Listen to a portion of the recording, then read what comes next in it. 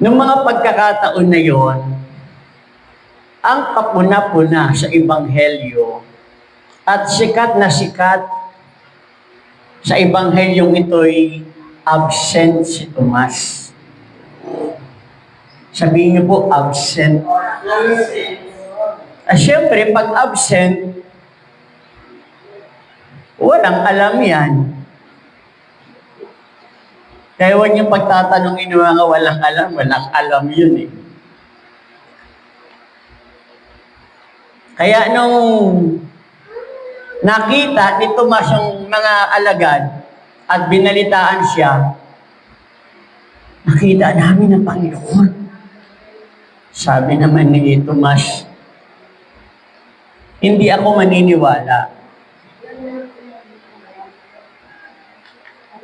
Hanggat hindi ko na ipapasok ang daliri ko sa butas ng kanyang palad, hanggat di ko na ipapasok ang aking kamay sa kanyang tagiliran, hindi ako maniniwala. Kanina ang topic ko doon, resurrection. Ang topic ko naman ay Thomas na nag-alinlangan. Doubting Thomas. Yung pag-aalinlangan ni Tomas. Ang sabi doon, di ako maniniwala. Alam po ninyo, sa pangalawang pagkakataon, pagkalipas ng 8 araw,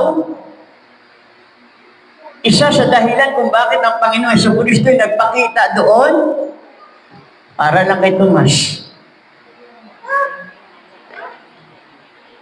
Sabi niya, sumayin niyo ang kapayapaan. Tapos agad hinanap si Tomas eh. Tomas, halika. Pasok mo ang daliri mo sa sugat ng aking palad.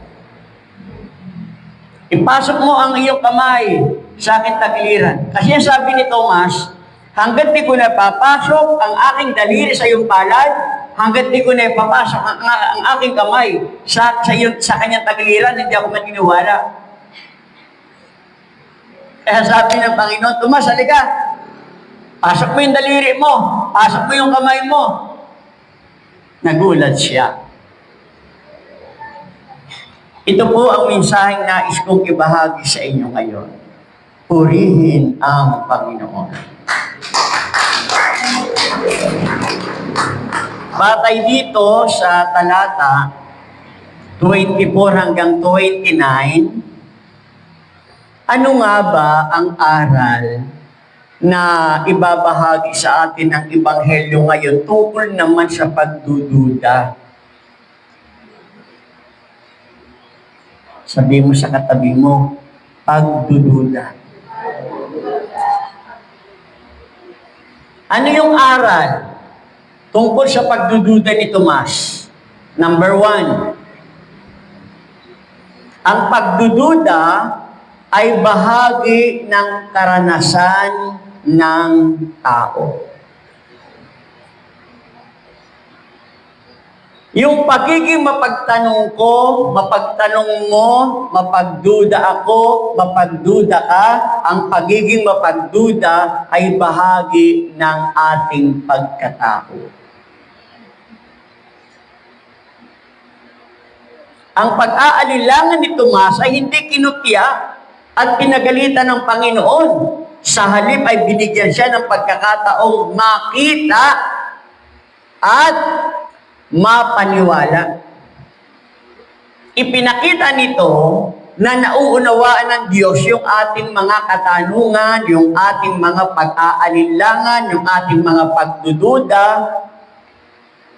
hanggat bukas tayo sa katotohanan. Nagdududa tayo, nag-aalinlangan tayo, okay lang na may pag-aalinlangan, okay lang na may pagdududa, basta bukas pa rin tayo sa kung ano man ang katotohanan.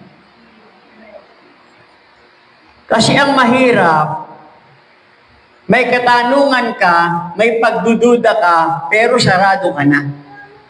Yung bagang kahit anong ipaliwanag mo, ayaw maniwala.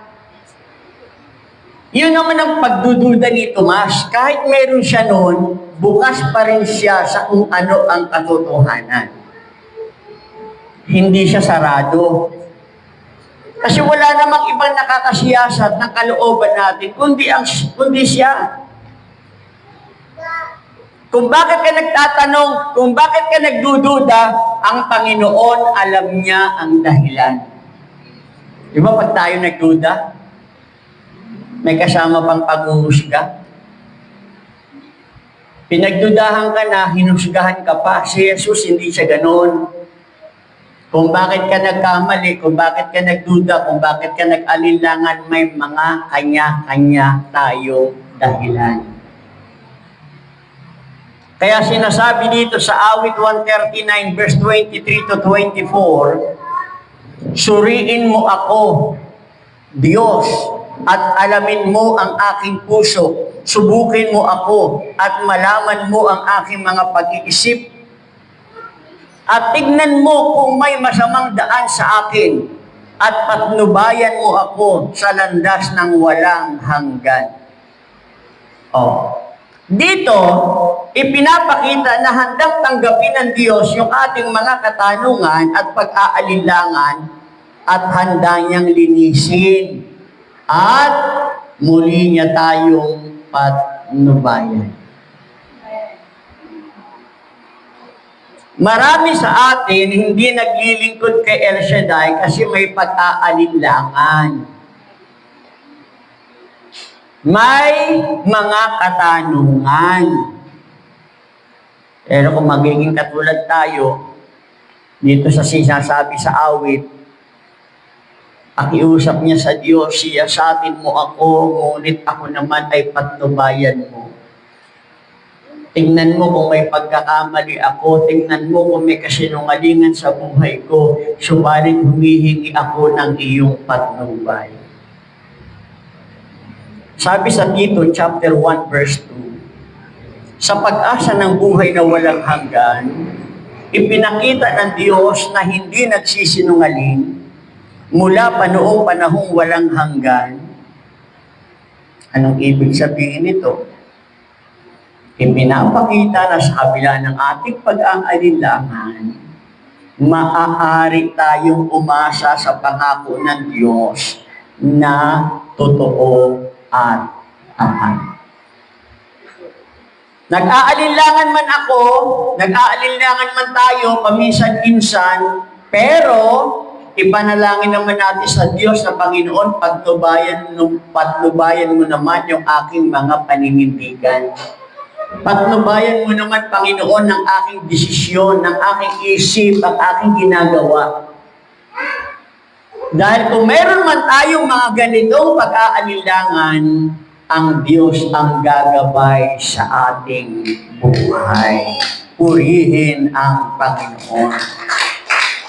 Yun ang number 1. Ang pagdududa ay bahagi ng karanasan ng tao.